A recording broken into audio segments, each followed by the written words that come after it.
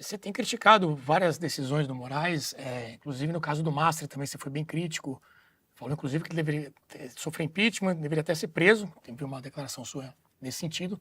Então tem vários momentos em que você tem sido crítico ao Moraes, agora é mais uma situação com essa decisão. Mas no passado também você teve situações em que você elogiou ou até apoiou decisões também muito criticadas do ministro Moraes. Você não acha que esse histórico também ajudou, esse endosso em algum momento ajudou a gente chegar nessa situação hoje que você está descrevendo e criticando tanto? Não, porque não fui eu que entreguei para o STF esses superpoderes, não fui eu que enfraqueci o combate à corrupção, nem fiz as nomeações que foram feitas tanto ao STF quanto à PGR à época. Não fui eu que estabeleci, vamos dizer, uma parceria tácita com o STF para salvar todo mundo que estava envolvido no escândalo Lava Jato. Não fui eu que também que agi como presidente da República, agiu à época, o Bolsonaro, no período da pandemia, gerando insegurança jurídica e insegurança social geral com governadores, prefeitos e outros demais poderes, e criou no STF essa entidade, que aí sim a imprensa endossou pra caramba, que se tornou um superpoder. Eu não dei esses poderes. Eu era um cidadão, membro de um movimento, que vi uma briga de poderes, como muitos viram, em que havia um projeto autoritário de ambas as partes, e cada um com seus instrumentos à disposição, tentando tolher a liberdade ou acumular poder para si. Eu vi manifestações do Bolsonaro em que, de 7 de setembro de 2021, em que o tema era eu autorizo e que minha caneta vai ter poder. A caneta dele vai ter poder para quê? Por que o filho dele com caminhoneiros estava um dia antes lá na frente do STF fazendo quebra-quebra? O Eduardo estava. Por que a turma dos caminhoneiros nesse mesmo dia estava num acampamento lá em Brasília dizendo que conseguimos, não sei se foi uma GLO, uma Estado de Defesa, não sei, alguma medida constitucional, tem um vídeo, um meme lá de um senhor bigodudo. Por que as pessoas achavam isso? Obviamente porque havia um projeto de conflito do Bolsonaro com os demais poderes que pressupunha uma concentração de poder nele. Depois veio toda aquela discussão sobre golpe, não golpe, 8 de janeiro, etc. O ponto havia 2 projetos autoritários ali.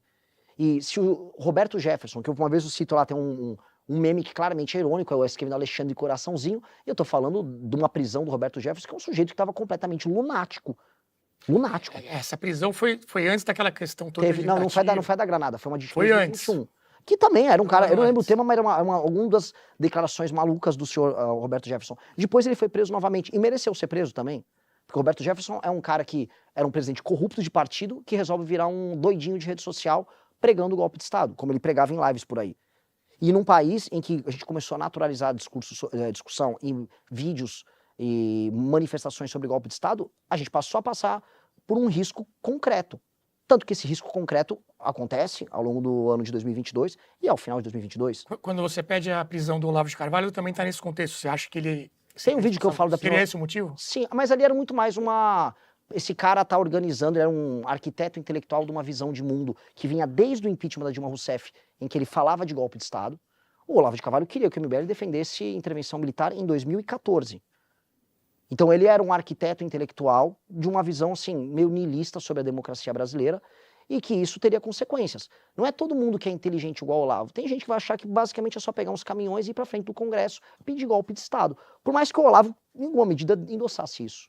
Ele endossou isso, ele defendeu. Ele defendia, ele chamava de uma hora de intervenção popular, depois ele criticava os militares, porque os militares estavam sendo covardes, mas o fato ele falou e flertou com esse assunto durante anos. Ele atacou, a gente até se dava bem, ou mais ou menos bem com o Olavo, lá da virada de 14 para 15.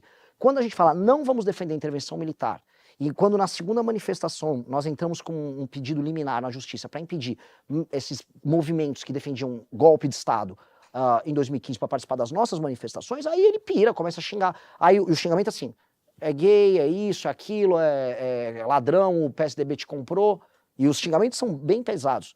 Ele ficou trabalhando como um arquiteto de uma visão, de uma perspectiva, que teve filhos e que acabou quase se concretizando no Brasil.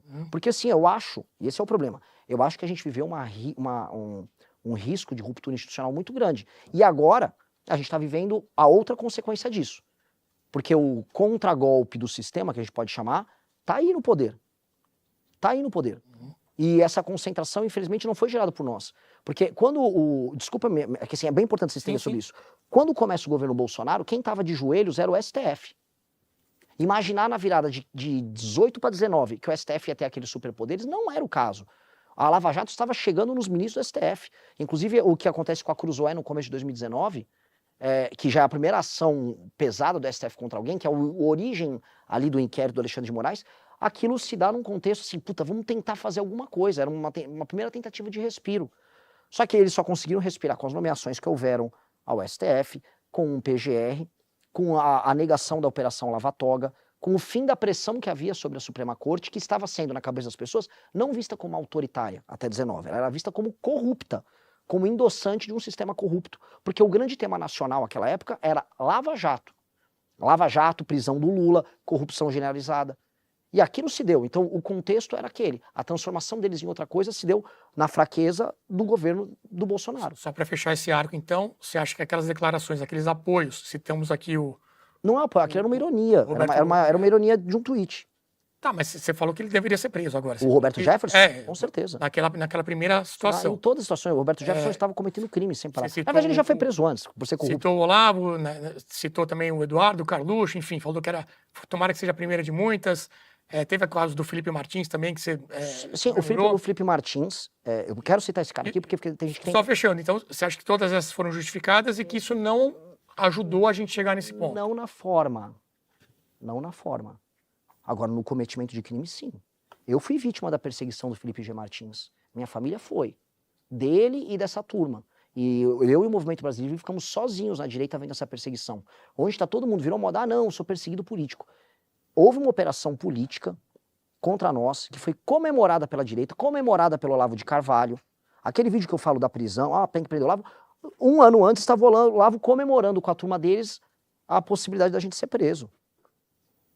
Torcendo, Felipe G. Martins comemorando, Alan dos Santos abrindo live de manhã sabendo já de uma busca e apreensão, Carla Zambelli um dia antes avisando que ia ter busca e apreensão, a peça que justifica uma busca e apreensão no nosso escritório e que redundou em vazar todos os dados da minha família, dados sigilosos da minha família, da minha irmã, que não tem nada a ver com isso, a peça foi baseada numa thread feita por um perfil falso chamado Let's Dex, que era incensado pela turma do Felipe G. Martins. E todas as pessoas comemoraram. O promotor depois, até saiu um documentário acho que foi na Globo, naquele canal, Globoplay, sobre isso. Mostraram uns tweets, o promotor e a esposa do promotor, bolsonaristas, assim, muito... Ou seja, houve uma operação política que foi feita contra a gente, pesada, que fez pescaria probatória, que nos expôs e que imaginava que com a pescaria probatória ia pegar coisas contra a gente, prendeu 2 pessoas que não tinham nada a ver com nada, destruiu a vida deles, fez outras pessoas que não tinham nada a ver com... A FIP, que é uma das instituições mais sérias de pesquisa econômica no Brasil, foi arrolada, tiveram que se explicar perante a justiça por nada, simplesmente por uma questão meramente persecutória. Eram pessoas altamente autoritárias que sim destruíram aquele governo do Bolsonaro. E se eu pegar o caso do Felipe G. Martins, participou das maiores loucuras no final do governo Bolsonaro. E agora quer fingir que é um mártir. Não foi mártir. Se esse cara tivesse poder, eu estaria hoje preso. Ou outras coisas. E outras pessoas estariam presas. Então é uma questão de responsabilidade falar sobre isso. Aquelas pessoas eram altamente autoritárias, aquelas pessoas perseguiram e tentaram destruir a vida de um monte de gente. Vamos falar de bastidor. A gente sabe qual é o ódio do Alexandre de Moraes dessa turma? O ódio. O Alexandre de Moraes ele gosta de briga. Acompanhei ele na faculdade, brigava por qualquer coisa. Perfis dessa turma, daquela turma do Vaporwave, vocês vão lembrar, 2019, perfis, foram até filha dele falar as maiores atrocidades. Aquela turma se passou. Alguém tem que fazer uma leitura crítica daquele período, acho que passamos do ponto. Ir atrás de filhas de ministros do Supremo, especialmente de um sujeito briguento como Alexandre de Moraes, e falar atrocidades envolvendo sexo, não ia dar bom.